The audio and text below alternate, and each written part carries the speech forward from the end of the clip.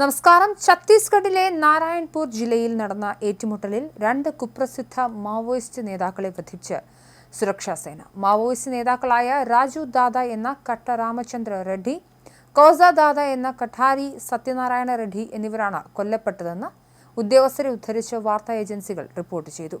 കട്ട രാമചന്ദ്ര റെഡ്ഡിക്ക് 63 വയസ്സും കോസ ദാദ എന്ന കഠാരി സത്യനാരായണ റെഡ്ഡിക്ക് 67 വയസ്സുമായിരുന്നു. നിരോധിത സംഘടനയായ കമ്മ്യൂണിസ്റ്റ് പാർട്ടി ഓഫ് ഇന്ത്യയുടെ മാവോയിസ്റ്റ് കേന്ദ്ര കമ്മിറ്റി അംഗങ്ങളായ ഇവർക്ക് ഓരോരുത്തർക്കും 40 ലക്ഷം രൂപ വീതം ഛത്തീസ്ഗഡ് സർക്കാർ തലയ്ക്ക് വിലയിട്ടിരുന്നു. സംഭവ സ്ഥലത്തു നിന്നും AK-47 ഉൾപ്പെടെ നിരവധി ആയുധങ്ങളും സ്ഫോടക വസ്തുക്കളും പിടിച്ചെടുത്തു. മാവോയിസ്റ്റ് സാഹിത്യ പ്രസിദ്ധീകരണങ്ങളും പ്രചാരണ സാമഗ്രികളും സുരക്ഷാ സേന പിടിച്ചെടുത്തവയിൽ ഉൾപ്പെടുന്നുണ്ട്.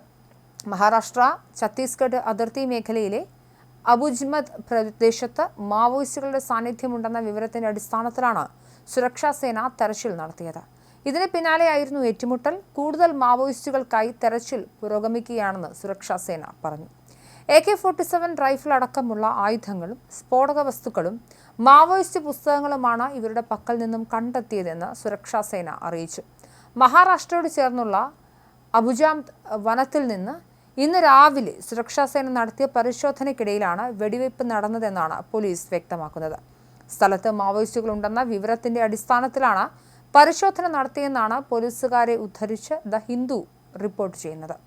ഈ വർഷം ഇതുവരെ ഛത്തീസ്ഗഡിൽ നടന്ന ഏറ്റുമുട്ടലിൽ ആകെ 249 മാവോയിസ്റ്റുകളാണ് കൊല്ലപ്പെട്ടത്.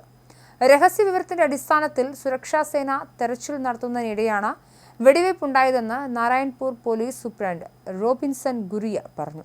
മണിക്കൂറുകളോളം നീണ്ടുനിന്ന വെടിവയ്പിനൊടുവിൽ 2 പുരുഷ കേഡർമാരുടെ മൃതദേഹങ്ങൾ സംഭവ സ്ഥലത്തു നിന്നും കണ്ടെത്തുകയായിരുന്നു.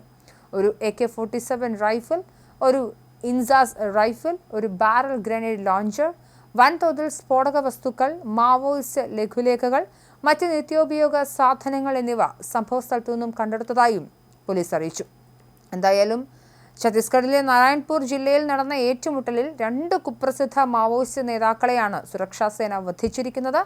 മാവോയിസ്റ്റ് നേതാക്കളായ രാജു ദാദ എന്ന കട്ട രാമചന്ദ്ര റെഡ്ഡി, കോസ ദാദ എന്ന കഠാരി സത്യനാരായണ റെഡ്ഡി എന്നിവരാണ് കൊല്ലപ്പെട്ടതെന്ന് ഉദ്യോഗസ്ഥരെ ഉദ്ധരിച്ച വാർത്താ ഏജൻസികൾ റിപ്പോർട്ട് ചെയ്യുന്നുണ്ട്.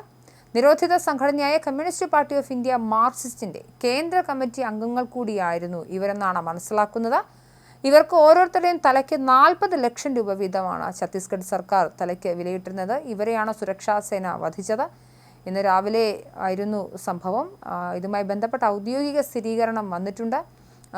മാവോയിസ്റ്റ് നേതാക്കൾ എന്ന് മാത്രമല്ല, ഛത്തീസ്ഗഡിൽ എന്ന് മാത്രമല്ല, ഇന്ത്യയിലെ മാവോയിസ്റ്റ് ധാരയ്ക്ക് വലിയ രീതിയിൽ ചുക്കാൻ പിടിച്ചിരുന്ന 2 നേതാക്കളെയാണ് സുരക്ഷാ സേന വധിച്ചിരുന്നത്.